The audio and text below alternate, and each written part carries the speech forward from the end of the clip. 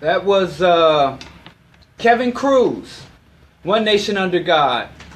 But we'll get back to that. I'm sorry, I needed to... I thank you, Kevin Cruz. I had some things to attend to. So I just wanted to play an excerpt of a presentation from a book I've recently come across and started reading called One Nation Under God, which pretty much addresses how... well, is my mic? Let's see my mic's not on. I wonder what's going on.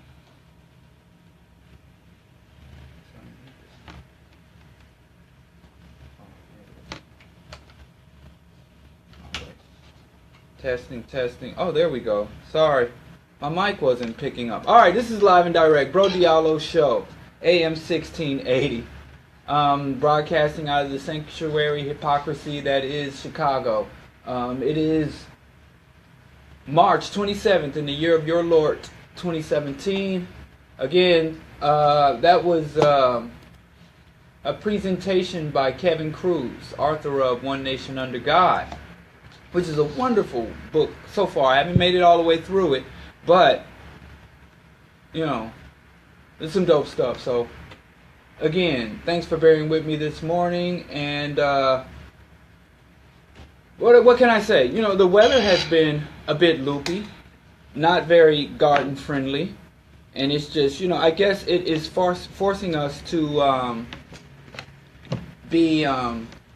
prepared for the climate apocalypse, the self-fulfilling climate prophecy of end times, end of the world, where we have from 80 degrees down to 30 degrees, where it's not really anything you can predict or that's been consistent. You know, the weather patterns over the last 2 millennia are now, you know, the very weather patterns that all of world ecology and world agriculture has been based on. Is the rules of the games have changed.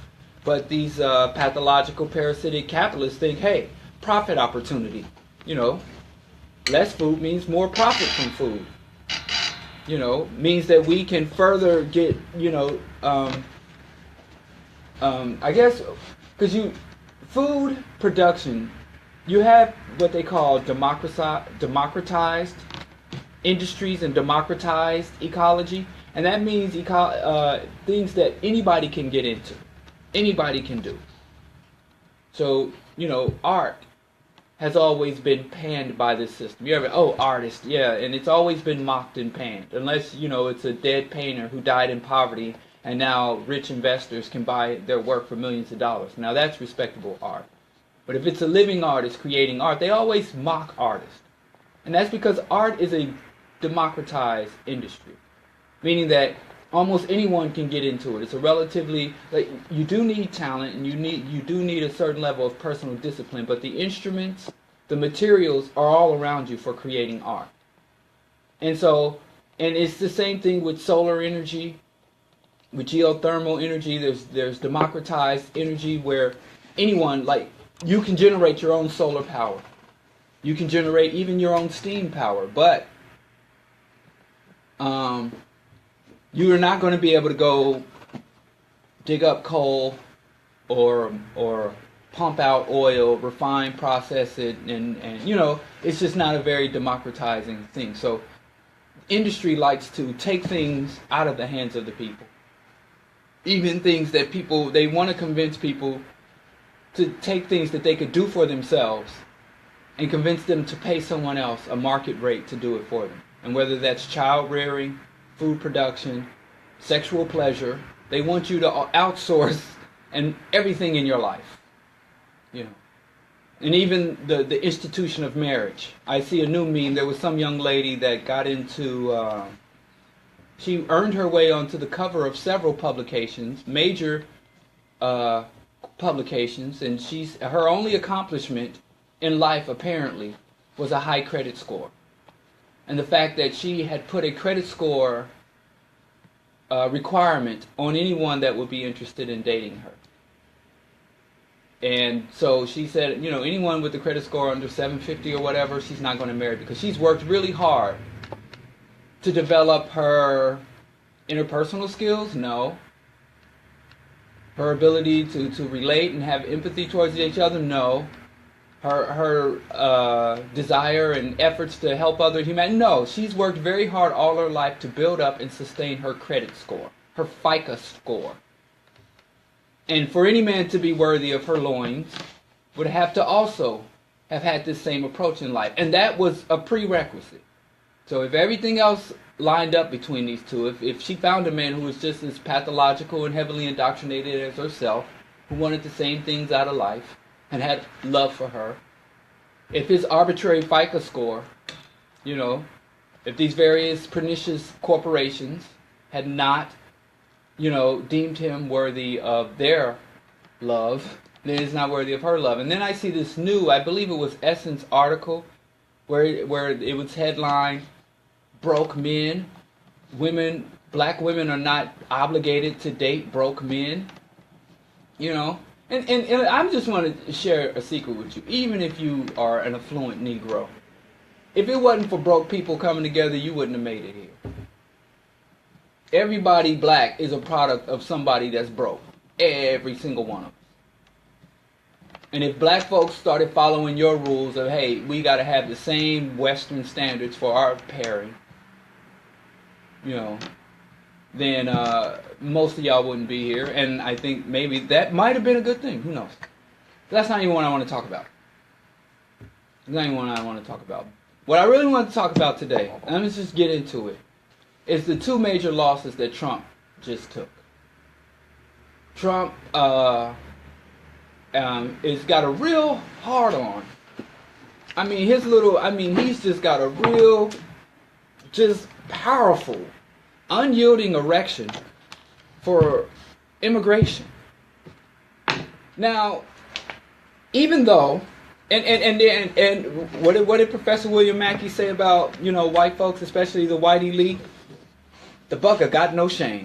They got no shame because, of course, we come to find out, well, we always knew that many of Trump's big deals, many of his construction sites, many of his real estate projects employed large numbers of immigrants. And a big part of Trump being able to, as he falsely claimed, to bring all of his projects ahead of schedule and under budget, we come to find out that the reason he was able to amass such wealth is because he used a large amount of immigrant labor. And, from Mexican bricklayers to Ukrainian plumbers. Big time immigrant user. Hey, the women he hired to pleasure him sexually, they're all immigrants.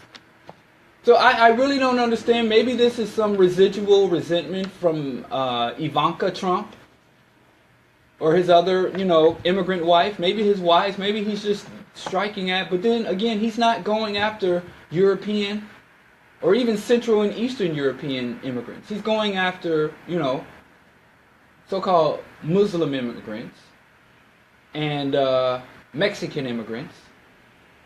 And again, we're talking about racist white Americans, which are some of the dumbest people you're going to come across. So they think anything south of Texas, heck, not even south of Texas, anything south of Oklahoma to them is Mexico. Panama is Mexico. Honduras is Mexico. Argentina is Mexico. Brazil is Mexico. They're all Mexicans. You're all a bunch of dirty Mexicans. So don't waste time. It's kind of like, I'm just giving some advice, even though, the Mexican community and the black community had some tension after Jorge Lopez revealed something that we already knew, that they tell their children, don't bring home a black. We all know that. Okay. But, even though, it's water under the bridge for me at this point. So my Latino, Hispanic, whatever any of that means, I don't know but whatever. It's kind of like the African immigrants have to learn when they come here and say, I'm Kenyan. Hell, I'm not even Kenyan. I'm Luo. I'm Kikuyu. I'm Nigerian. I'm Hausa. You know, when they come here with all those different titles, and then they quickly learn, they were like, sorry, you in the nigga box. Amadou Diallo. The cops don't go and say, oh, look at that suspicious looking Luo. Look at that suspicious looking Kikuyu. They be like, look at that suspicious looking nigga. So, therefore, y'all better start, acting like a mass. Because even though they see you all the same, when they start to see these divisions, like, Nigerians don't like South Africans. Trinidadians don't like Jamaicans. None of them like black Americans. Even though they see you all the same. It's John Henry Clark said that the greatest Pan-Africanists in the world are racist New York City cab drivers. Because they know we all the same. And they treat us all the same. And they make sure, they say we will all have the same fate. And that fate will be, you're not getting in the backseat of my cab. So, racist white cab drivers could teach us all teach us all how to be better Pan-Africanists. So, it's the same thing. You can come here and say, unless you're from Spain, then maybe you can get out the took our jobs box, the dirty immigrant, the wetback, whatever they have for y'all. You can get out of that box if you're from Spain and you look sufficiently European. Or you could be from Mexico and if you look sufficiently European. But for all the rest of y'all tainted, for you who have native blood, African blood, which a lot of y'all do, even Jorge Lopez, well, and if you look Mexican, I don't care if you've never been to Mexico or you don't speak Spanish, then you're Mexican. So Pan-Latin, he's a more Latino nationalist, a racist redneck that's part of the anti-immigrant, anti-illegal alien militia, is a better Pan-Hispanic than most of you. So I'm just letting y'all know, that's the rules to the game. But back to Trump. Trump, for some reason, and it's not even that Trump, I guarantee you, for the few white racist internet trolls, for the few rich who listen to me, Trump does not share your hatred of immigrants. He doesn't. I promise you. He's quite indifferent. He's quite indifferent because guess what? To Trump, all of y'all are peasants. All of y'all are peasants. The truck drivers, he does not respect or have any love. And it's all these how many more revelations have to come out about him not wanting to shake hands with the truck drivers, of him walking into one of his facilities and seeing, a pregnant waitress and say, get her off the floor, she's an embarrassment, and firing people for their physical. He has utter disdain for the working class. He hates you. He despises you. And one of the reasons that he despises you is that you admire him. And he knows that he hates you, and he knows that you love him, and he's like, how stupid can they be? And then on top of that, he's a psychopathic, sociopathic, narcissistic maniac. So he's like, I'm unworthy of love, yet they love me, so they must be subhuman and stupid. So to love Trump is to garner his disrespect. Look at all of his cabinet members. Look at all the people who've shown him loyalty. Christie from Jersey. Everybody that's on his cabinet at one point or another, he has told. The only person he hasn't blatantly disrespected is Vladimir Putin. Outside of Vladimir Putin, all of his allies even get it. Now he's Paul Ryan is getting it. Anybody that shows him any love, he's self-loathing, he's self-hating. It's kind of like if you there's a book, and I know it's Zionist propaganda, but it's still an interesting book, called The Concise History of Adolf Hitler. And Adolf Hitler was the same way. Adolf Hitler was admired by millions of people. And he hated himself. So he actually had a lot of disdain. And he would want, and this is grown folks talk. We can talk. It's true. I can back it up. There's reports that he would engage in allowing people to urinate, his lovers or whatever, his incest. He had an incestuous relationship with a niece or cousin. or him and LeBron would ask them to like relieve themselves on him. Do number one and number two on him. Like, I'm nothing. I'm everything. I'm nothing. You know, it's sick. I mean, Freud broke it all down. The pathos and the eros, and it's just something you don't even want to get into. Leave that to people like Dr. Marimba Ani, people who have 20 years before you really try to penetrate the psyche. Let's just stay on the surface of this. Let's get back to the surface. I went too deep, yo. I went too far. This is images in my own man's. We all know. It's like, Trump paid Russian prostitutes to pee all over him and everybody else. Come on. Eyes wide shut. We know these things. We know what these people, they're bored. They don't do real work. We do all the work. That's why I say profit is theft. Everybody got so mad at me because I announced, because everybody's like, taxation is theft. Take taxes. And I'm like, why everybody focus on taxes? And I never hear nobody talk about profit. Profit is holy. Profit is in the Bible. Profit will take you to the promised land. One day I'll get somebody who's never earned a dividend in their life.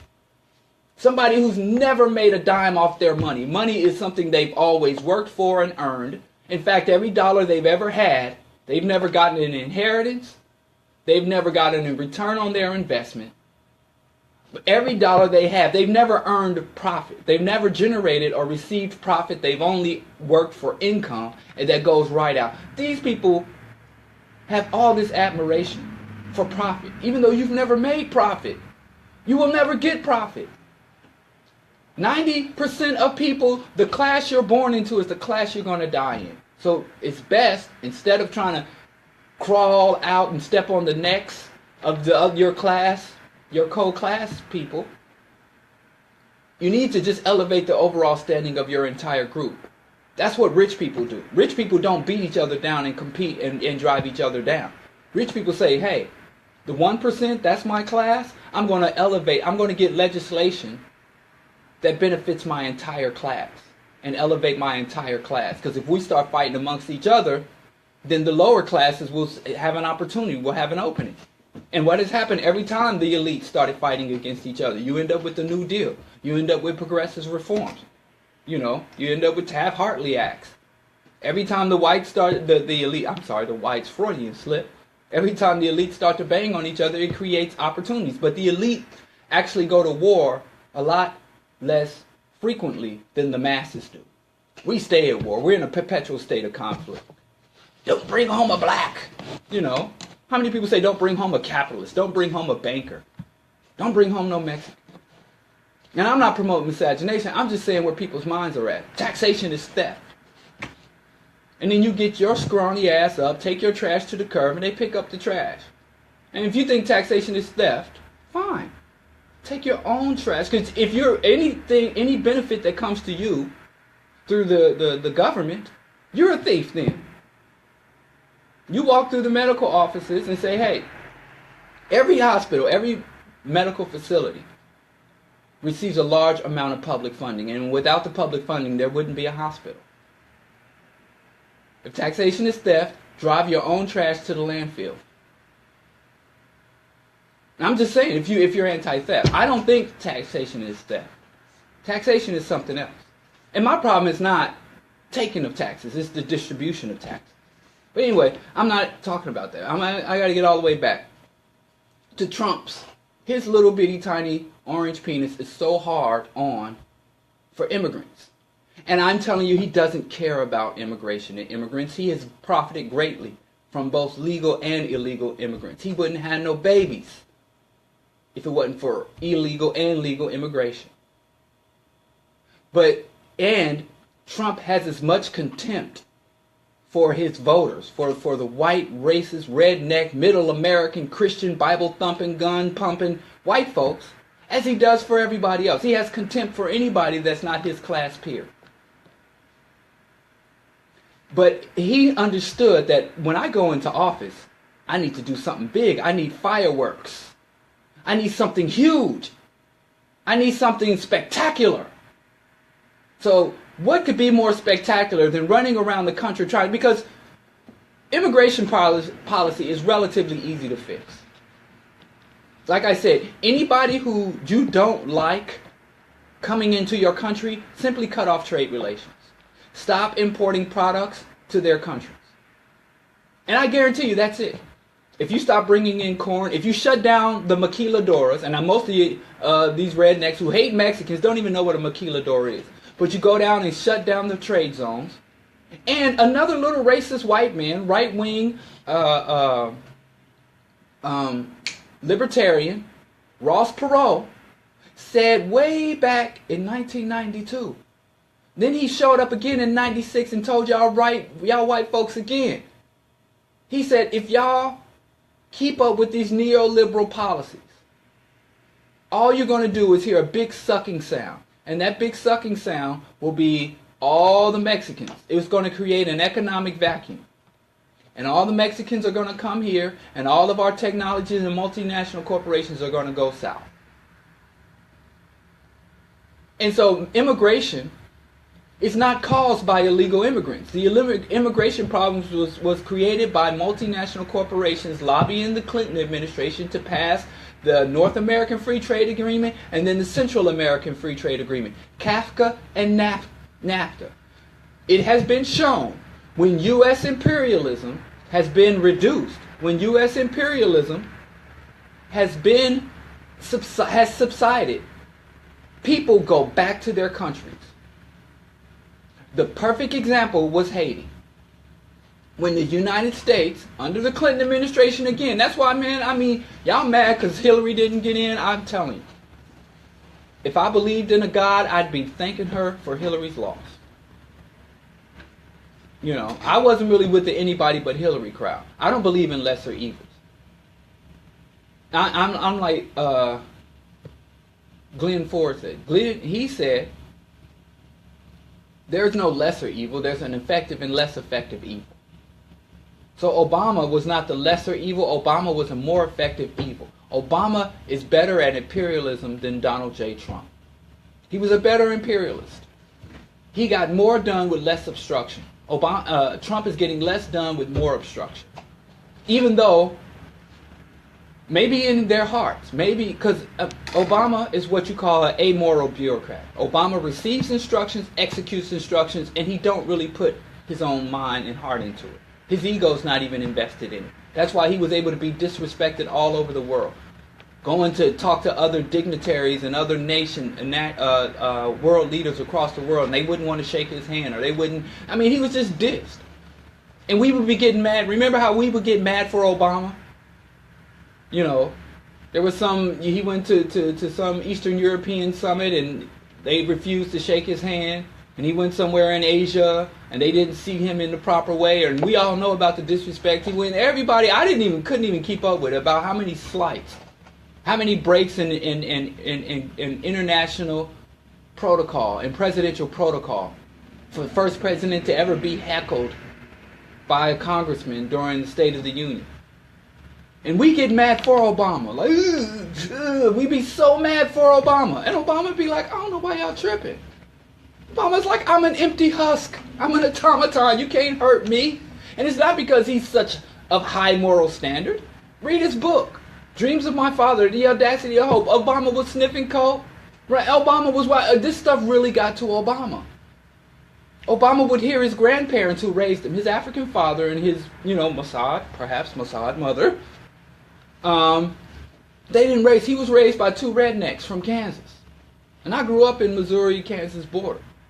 And he would hear his parents, niggers this, niggers that. His grandparents, he wrote it, he snitched, told it all. Because he figured, I'm running for president, it's going to come out, but let me just put it out here.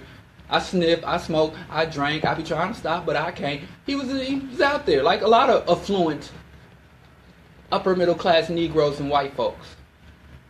They do all the stuff the poor kids do, but somehow they evade prison. Somehow they evade felony convictions and expulsions from schools, even though they do more drugs. Like I said, I went to an affluent school in New York. And every time you turn around, they were finding some medical student.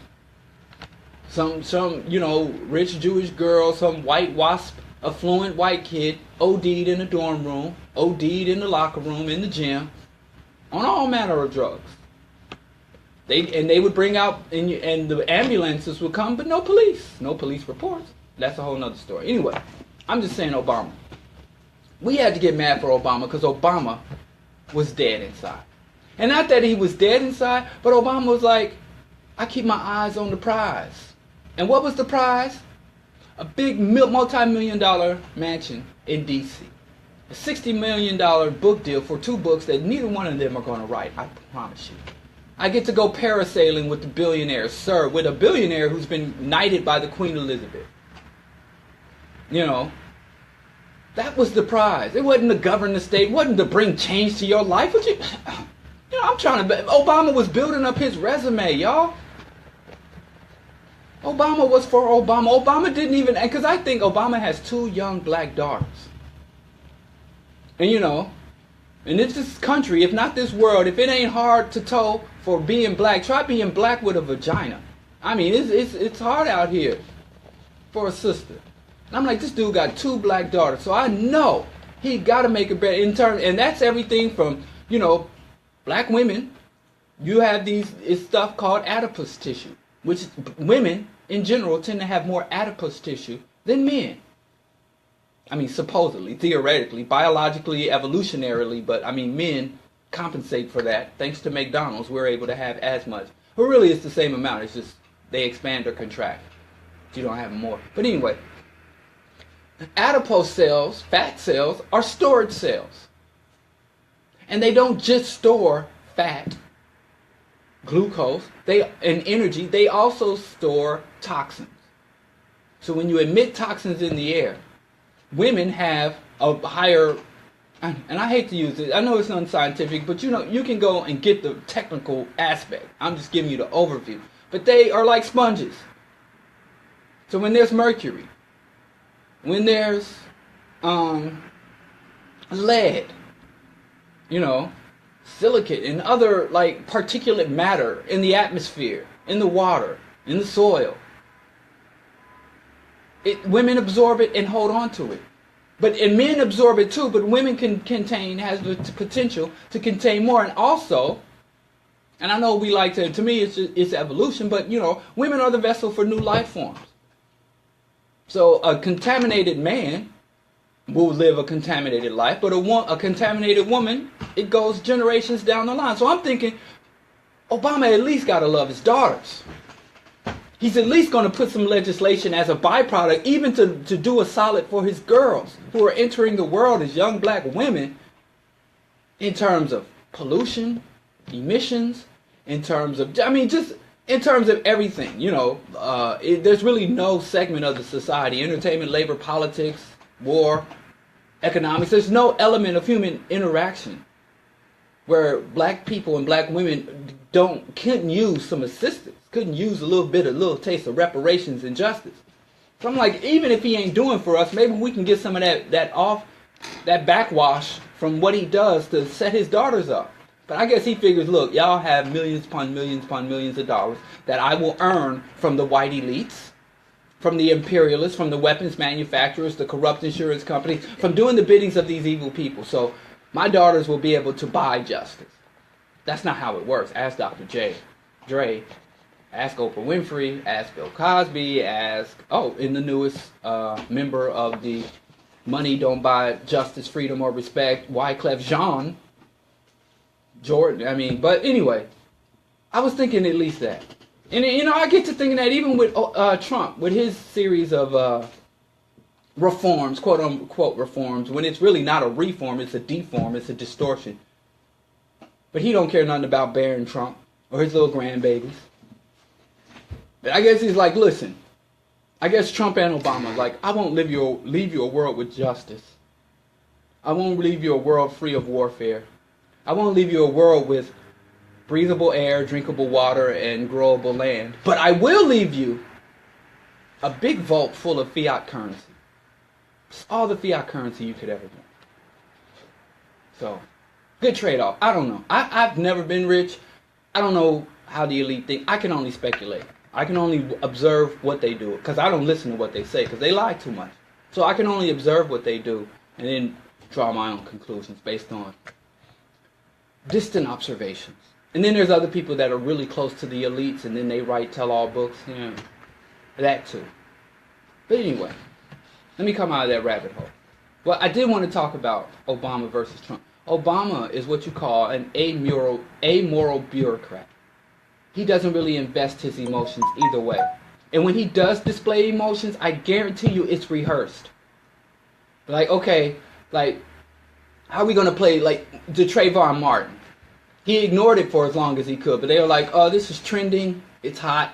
We've been searching, the algorithms, and this is an issue that's really trending, it's hot, you have to speak on. And he's like, damn, I got to make a statement about Trayvon. I have to pretend to care. And so they said, okay, and his team, his speech writers, makeup artists, PR people, handlers, people who pull the levers, turn the knobs in his brain, said, how do we want to play this? Do we want to be stoic, professional, and presidential? Do we want to have a certain level of detachment? Or do we want to just portray a human side? Do we want to connect to this? Do we want to pull it closer to us, or do we want to distance ourselves? And they came up with, if I had a son, he would have looked like Trayvon. Mic drop. And a lot of y'all got the little tinglings in your loins, and many of us were like, oh, that was weak. And that's how everything is. But with Trump, it's different. Now, they both work for the same people and have the same agenda, and they only have different tactics, a different path to the same location. Trump is not amoral, he's immoral.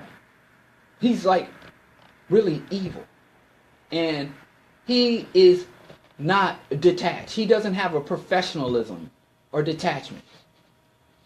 So he has the same staff people, the same PR, makeup, orange spritzer, and everything. He has all that same stuff. But they'll come to him and it's like, Trump, this is how we want to play this. And Trump is like, that's good for you. But let me tell you what, I'm going to say what I got to say. And just like y'all got when Obama sing Al Green, black folks got a little stiff, got a little moist. And when Trump says, I'm going to deport everybody, I'm going to take away, and do all these horrendous things. I mean, these people, these are medieval. They still medieval. I mean, the same people. I asked the question, when did the European masses go from a group of people who were willing to kill, pillage, rape to get what they want, to being people who weren't that? When did they go from being genocidal, invader, imperialist, to not being that? When have they ever, at what point, what historical point? You don't have to give me the day. Give me the year. Give me the decade where they made that transition. I think they're the same people. They just have different means of doing what they've always done. That's what technology provides you. A more efficient, more sterile way to do what you've always done. They came here with blunderbuss and muzzle-loaded hand cannons, essentially. Very efficient means of killing people. It was very, so, you got a musket, you shoot a few Indians, you get a few ricochet buckshots, but then you got to take out your club or your sword and then do the dirty work. You come back splattered with blood. You had to give them smallpox language, so our warfare, our conquest, our biological warfare was very messy. But now it's so sterile. They could do it. They have what they call the sterilizing distance. They can get so far away from their dirty work. But we black folks. Now Trump is a gangster, an international gangster. Stays clean, popping his collar.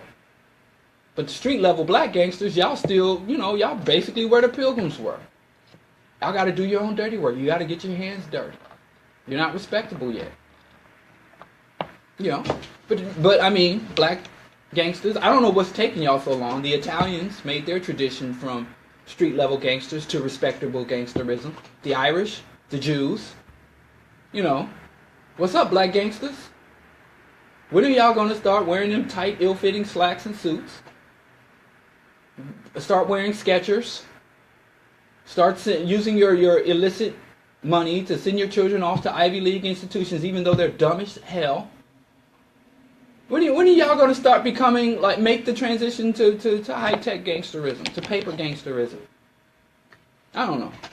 Y'all tell me. I've never been a gangster, but nowhere near it. But I digress. Trump is an ideologue. Trump actually has ideas, and he really thinks his ideas are viable, and he's going to take actions to promote his ideas. Let me tell you something. You don't know anything about Obama's ideas. Because Obama's head is an ideal free.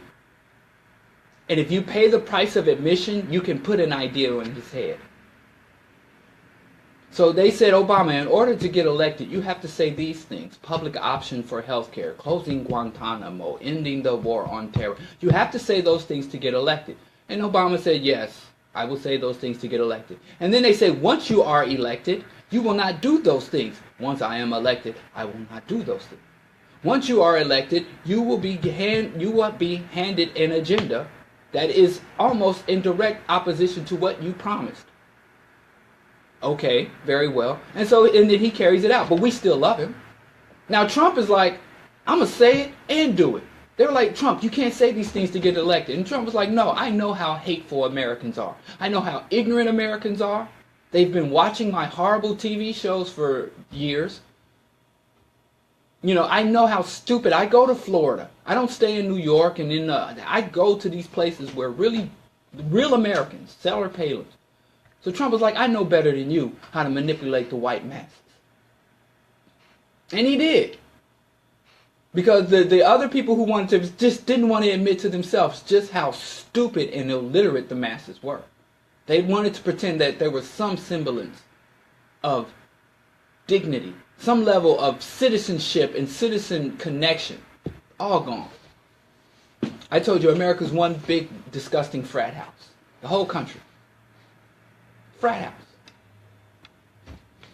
You know, full of douchebags. Or baskets of deplorables. And all you can say to Hillary, when she said, the Republican Party, Trump supporters are a basket of deplorables, takes one to know one, baby.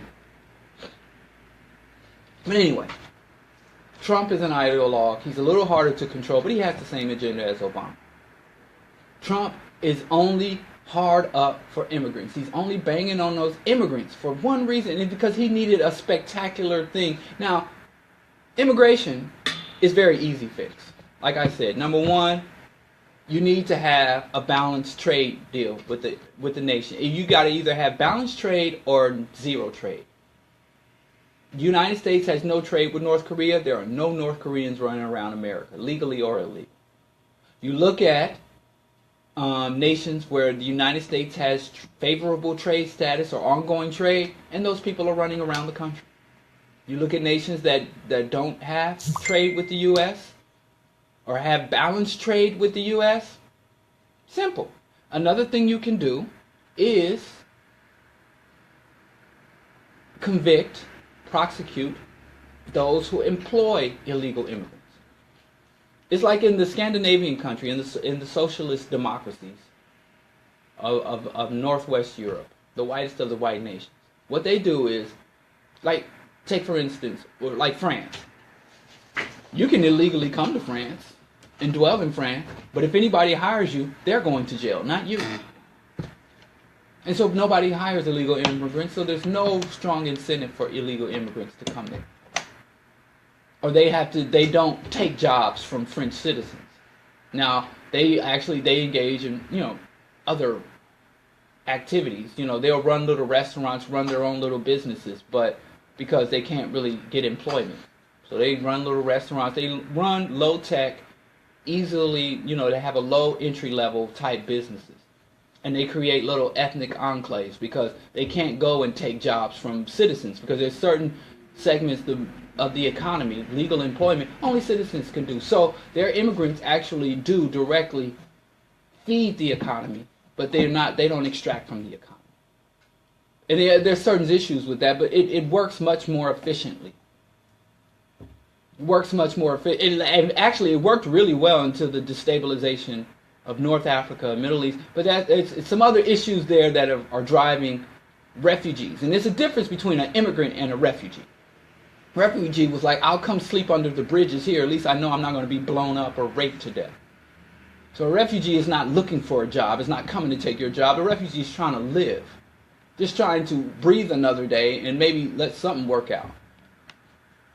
So we can't confuse. Europe has a refugee problem because of U.S. imperialism and their own assistance with U.S. imperialism through NATO's illegal activities and then NATO's illegally expanded charter. That's another discussion.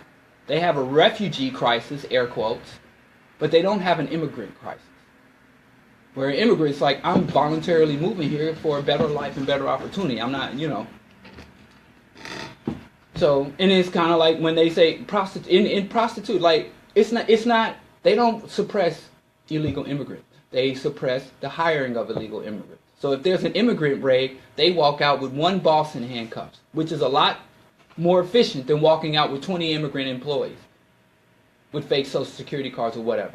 You walk out, put the boss in handcuffs, you hit the investors, you take away the corporate charters and the business licenses, I guarantee you, they won't be able to take your job. I'm not even advocating these policies. I have a totally different, way more radical position. But I'm just saying for you hateful rednecks, I'm just trying to be more effective, intelligent in how you hate.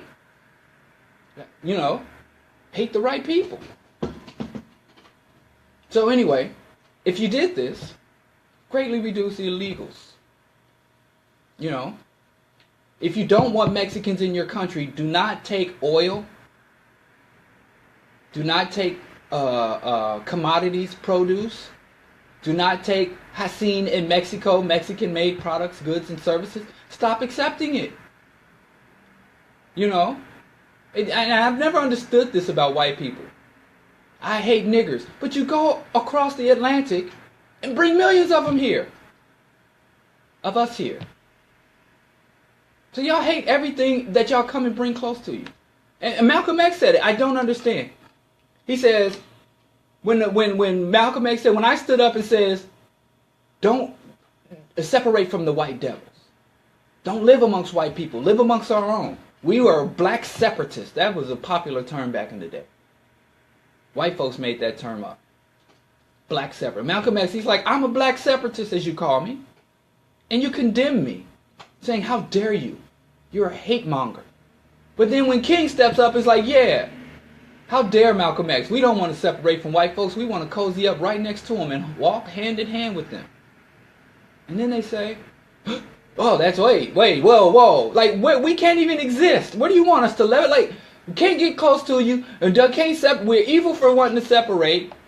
We're too aggressive for wanting to integrate. Like, what the hell? I mean, y'all crazy. Hey, psychopathic. That's why I don't even try to figure out what they want or what they willing to negotiate. Just figure out what you want and move for that. Because, until they get their stuff together. But anyway, Trump took a major L on immigration. Because it can't jive with the Constitution. And then he didn't make enough allowances for the H-1B visas for the Indians and Asians and Africans coming here instead of staying in their own country and using their technological education. Because, all these so-called third world countries have some of the most brilliant engineers, scientists, coders, programmers in the world. And they all come to work in Silicon Valley to advance the very empire. Right now, I would not be surprised as the drones are falling on the heads of the Syrians, as the drone bombs are falling on the heads of the Iraqis, it could be some hipster Iraqi immigrant who wrote the code, who set up the algorithms for those very systems. That's colonization. That's why I say, if y'all trying to do STEM and now y'all trying to sneak in through some STEAM in there. You can't just give people a purely technological, you can go all the way to a PhD in computer science without having to take any classes in basic humanities, philosophy, and freaking ethics. So you got all these and we worship these technological, like they're modern day magicians. Like, wow, look at what they're able to do. They're able to give me this little bitty device where I can access porn from anywhere. Thank you. This is the pinnacle of human intelligence. It ain't all that. Relax. These people need to know there's consequences for their technology. So we go from 1G, 2G, 3G, 4G, 5G, 6G, 7G, and then all these old phones with all these contaminants get tossed into the landfill. And I be trying to I want to keep my laptop for 50 years. They have the technology to create. And my very first Fujitsu laptop, I could open that thing up, replace the memory. I could replace the video card. It was It's like old cars. I became, we bought used cars. I'm replacing gas filters. I'm replacing starters, batteries, everything. I just knew how to maintain a car. Didn't have to throw the whole damn car away. And then when they first started making like personal computers, it was the same thing. You open the back. To me, it was to the point where I didn't even screw on the back of my, little desktop. Because I knew I'd have to get in there and do some poking around and fix it. So I just was rested on top so I can get easy access. I didn't want to have to unscrew it back on, unscrew it. But now they got technology, you can't change it. And they know, hey, this technology that we're selling, that we got idiots lined up outside the iStore for, the Genius Bar for, we know it's obsolete the moment we put it on the market. Because we got the 4th, 5th, 10th, and 8th generation of that product already in the lineup. But we want to sell these off and then come. You forget how the money that it wastes for conspicuous, mindless consumers. What does that do to the environment and ecosystem? We had one TV in our house and the sucker died after just 7 years. And I know my grandmother. And my wife went online trying to tinker. And we go through all this trying to fix it. Ain't no way to fix it. Can't go to the TV repairman. Because they don't exist anymore. No toaster repair. But after just 7 years, my grandmother had a TV for 30 years, big floor model, with that orange speaker dust. And it had a turntable in the top of it. The TV lasts 20, 30 years, and when it breaks, you stick another gas tube in there, and it's on. And I'm like, man, just all I get is 7 years for this dang on TV. And it wasn't even a modern TV. It wasn't an H4. It wasn't none. It was like, it was big, bulky TV, but it was the dang on TV. The TV we had before that, just about 8, 9 years. But some people, y'all don't even, the TV literally died. And before it died, it had like a line going through it, this big line. Just after a while, you watch a TV with a little imperfection in the screen. After a while, you won't notice it. Your neighbors will notice it, but then, so what? Go watch your own dang on TV if you don't like it. That's designed for the dumb. Designed obsolescence. They make these things to go obsolete, and we fall for the okie doke anytime. In this consumer society, they don't even call us citizens anymore. They call us consumers. They don't call us the workforce. They call us human resource. Even with the vaccine debate, they said herd immunity. And people, I support vaccines because I want herd immunity. Like, you just call your community a herd? And that language means something. But I'm way off where I wanted to talk about immigration and healthcare. Oh, this is Q4 Radio, AM 1680. We're going to take a musical break, and I promise you, I'm going to stick with immigration, Trump's failed immigration policy, Trump's failed healthcare repeal and reform, and Trump's failed, now he's going to go to his next fail, which is tax reform. This is going to be good, y'all. It's interesting.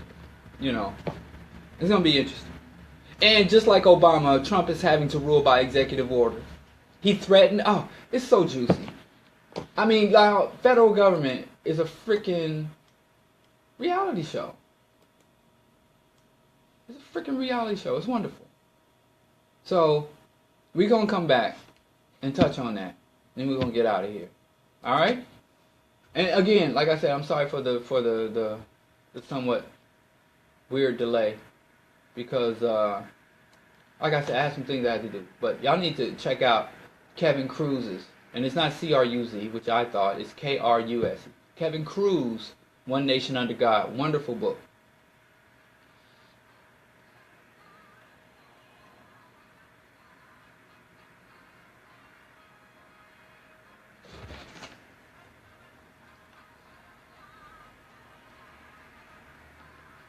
Oh.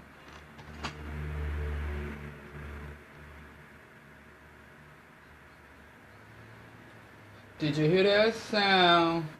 Well, but it shook the ground.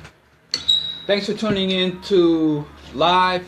I'm going to go on to the 8:45 to 9 o'clock, so please stay tuned. Listen on the Facebook page for Q4 Radio, or go to the q4.org site to hear the rest of the show. And the show will be eventually, sooner than later, archived at diallokenyatta.com.